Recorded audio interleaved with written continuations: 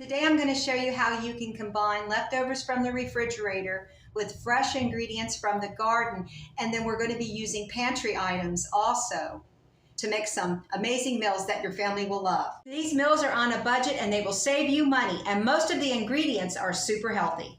First, I'm mixing together the dry ingredients for Hawaiian pizza, which is 1 teaspoon baking powder added to the flour and half a teaspoon of salt. Then mix in half a cup of milk and 2 tablespoons of olive oil. Stir until a soft dough forms. Place the dough on a floured surface and knead several times. Put the dough in a bowl, coat it lightly with olive oil, and let it rest for at least 10 minutes. I got my toppings together, which includes mozzarella cheese. I'm using spaghetti sauce because we have it left over and we need to use this up. We're using pineapple. This was pineapple from a can. I'm going to be chopping that up along with some ham. This is just deli ham. And ingredients from the garden, which are very healthy, include kale, chopped like parsley. Speaking of parsley, we're going to add parsley to the pizza at the end as a garnish. On the pizza also, we're going to chop up some red onion from the garden. So this is going to be a very healthy pizza. I've never had pizza with kale. This will be very interesting.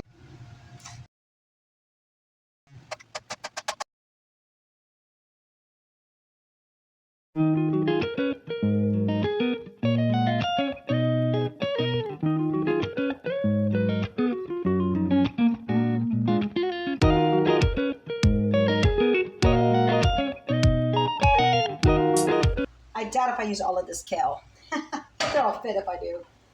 But I did chop it up very well so that it looks almost like parsley. Okay. This has been the best year for parsley. I think it's because of all the rain that we've had. I'm not going to use very much parsley because there's a lot of kale on that pizza. The kale is nice and crispy. My husband's pretty excited about this pizza, so that really makes me happy. And it's very healthy. Now I have this beautiful cornbread that I baked yesterday.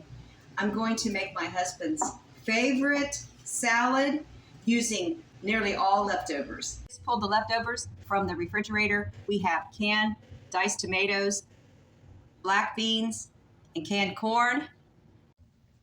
A good way to save money on storage containers is to use food containers from the store. Wash between usages and do not microwave. Here are the fresh ingredients I'm going to use on my cornbread salad. I got a shallot and red onion. I'm going to layer that in along with the other toppings and fillings. The dill I'm going to mix in with the dressing. And the cilantro's for the garnish, which will give this a Tex-Mex flavor. These are the ingredients for the salad dressing that goes in between the layers and on top of the cornbread salad. There's not very much in here, but I'll mix everything together in this container. This is sour cream. So I'll be mixing in mayonnaise, ranch dressing, and chipotle sauce. And the reason I'm using dill in the dressing is because my husband does not care for cilantro. And I want to put a fresh herb in the dressing. Little chipotle sauce. And you can use salsa or sriracha.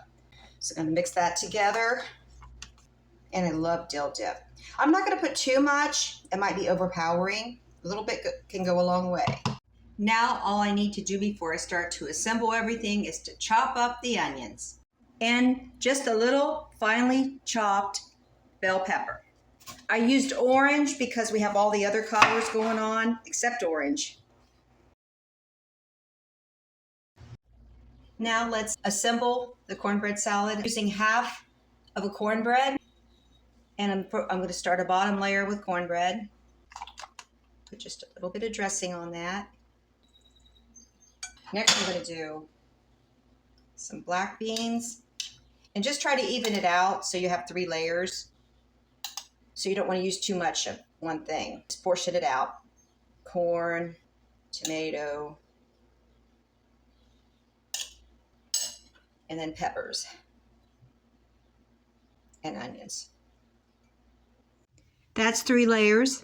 Then repeat 2 times. It's fun. You just have to remember what you need to do next and not forget anything, but you can always add it on top. And I will, of course, link you a recipe. The recipe I'm going to link you is very unique. It calls for black beans, but you can use any kind of beans like pinto beans or even kidney beans. So I could garnish some more, but what I'm going to do is I'm going to put cilantro on this. Yeah, just make it look beautiful. And my husband, he will push the cilantro aside. He will not eat it. This is for garnish only. I will eat it. For him, it's garnish only. For me, it's food and a very healthy herb. You can also add shredded cheese to this dish. I opted to omit it this time. The rest of the toppings that I did not use are going into a lentil chili. I have lentil soup from 2 days ago that I thawed out from the freezer. I'm combining all of the ingredients. Took about a cup of chicken broth, and I'm cooking the bell pepper and the onion. And the liquid from the tomato made a nice base combined with the chicken broth. So now I'm just going to add the rest of my ingredients, my lentils, and the rest of the corn, beans, and tomato sauce there. So it's lentil soup mixed with corn and black beans. And there's some cilantro in there also. I'm going to add cumin to this. I absolutely love cumin. Now, my husband doesn't, and neither does he care for lentils. There's plenty of food for him to eat. This is all for me because he doesn't like lentils and he doesn't like cumin very well. But I'm the only one eating this, so I'm going to load the cumin in there. And you could add chili powder also if you like, or anything you want to add to this to make it absolutely delicious. While I'm thinking about soup, I decided I needed to cut up some greens from the refrigerator that I picked from the garden and washed a while back. It's been almost a week, but they're still good. But I need to cook these up. I'm going to use these for a couple dishes later on. So I have a very large pot of chicken broth, 8 cups in fact. I'm going to cook those greens in this broth and give them amazing flavor. So I'm just going to chop the greens very finely, actually.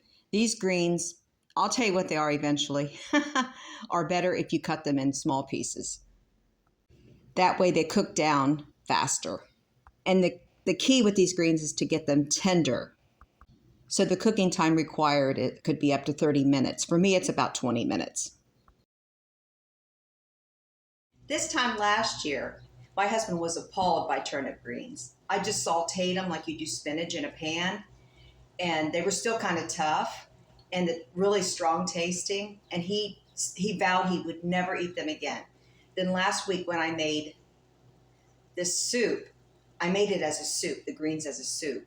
He loved it. He said, "You should make this all the time." I'm like, well, I don't have turnip greens year round, but maybe they sell them at the store. They do, I believe. Spinach only grows during the spring and the cooler temperatures. And then when it's really hot, it wilts. But you still have some turnip greens up in the garden, and they last for quite a while. I'm hoping to win him over to beet greens. Now, that I don't. He really hated those. But it's how you prepare the greens as to whether you can get your family to eat them. And the lentils, I haven't won him over yet. And I thought he could try some of the chili that I made. And I'm hoping that he will. But I believe even children will like that chili. It's, like I said, you could make it just like traditional chili. You could add ground beef to it. And it's just a smaller bean. Lentils are just real tiny beans is what they are. And winning your family over to these healthy foods is a great idea. You've got to make the food taste good. That's the key. Now the next dish I'm cooking is chicken pasta with a white sauce similar to Alfredo sauce. Normally I make soup from scratch, but it is summertime and I want to get out in the garden. It's easier to use the canned soup. I'll also be using canned chicken and just a little bit of the garlic scapes and some minced garlic that I harvested from the garden. My husband doesn't like long spaghetti, so I broke it up in very small pieces. I'm cooking my garlic scapes and minced garlic, no more than a minute. I added the canned soup, can of celery soup, and a little bit of broth. I used chicken broth from the turnip green soup. I simply added the canned chicken. And it's good to break it up into small pieces to make it go further throughout the sauce. At this point, you can add the turnip greens or spinach or whatever green you're using for this dish. I'm going to hold off until after I plate my husband's dinner because he likes his greens separate from his pasta. I want this to be creamy, so I added some milk and sour cream. I also added black pepper and a little lemon juice. You can use any type of pasta for this dish. I'm using gluten-free spaghetti and going light on the cheese. I put some of the chicken pasta aside to refrigerate for another meal for my husband. And I added turnip greens to my chicken pasta, which takes the place of spinach. This next recipe, I'm trying to make some heavy cream in them because I've never bought heavy cream. My mom never bought heavy cream, but this recipe calls for it, so I'm going to make some with melted butter and milk. Then you remove mixture from heat and you let cool slightly. Now I want to blend it together better than what it is. The milk with the butter. Mix together cream cheese, powdered sugar, vanilla, and lemon juice. Too much heavy creams. It was too liquidy, so I added some more softened cream cheese, powdered sugar, and lemon juice. Now I'm pounding my graham crackers with the meat mallet to break them up so I don't have to use the food processor. It's a lot easier to clean this plastic container. But this was very noisy, so I opted to just do it this way. Just kind of mash them with it. And this worked out better anyway. Got some sugars I'm mixing with the graham cracker. I really didn't want to add any sugar, but it says it helps pull everything together for the graham cracker crust. And pour in the butter or margarine. And press it down with the back of a glass. Now that the crust is done and ready, and we have our cream cheese filling, I have one other ingredient I want to add to that cream cheese filling. Lemon balm. I'm just going to cut up a very small amount, about a tablespoon. And I'm just blending it in. Now I'm decorating the cheesecake with raspberries. This is the finished product, but it's got to chill for 1 to 2 days in the refrigerator in order to set. This is definitely an icebox cake. I'll put it in the freezer so it will set even faster and I can cut it into bars.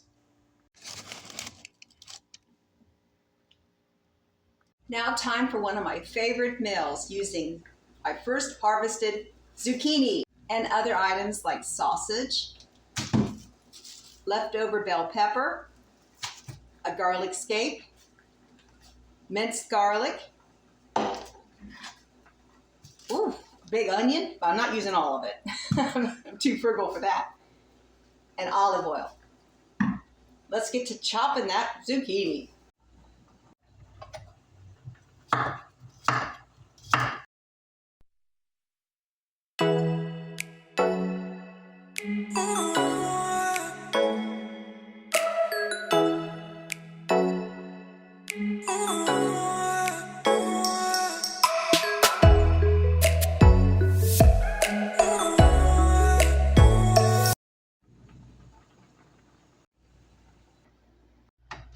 First thing I'm going to fry up in the olive oil is the sausage.